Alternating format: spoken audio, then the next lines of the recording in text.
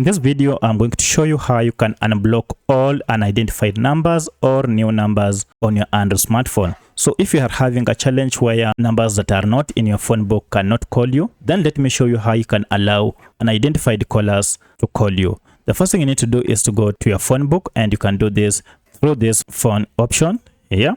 And then under this, tap on this ellipsis option here, and then tap on settings to open the settings options.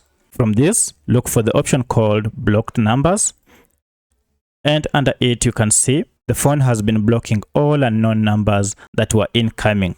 So to allow those numbers to call you, you can see here under unknown, it is set to block calls from unidentified callers. To allow them through, go ahead and toggle this to off, and now each and every time an identified number calls me, I will be able to receive their calls.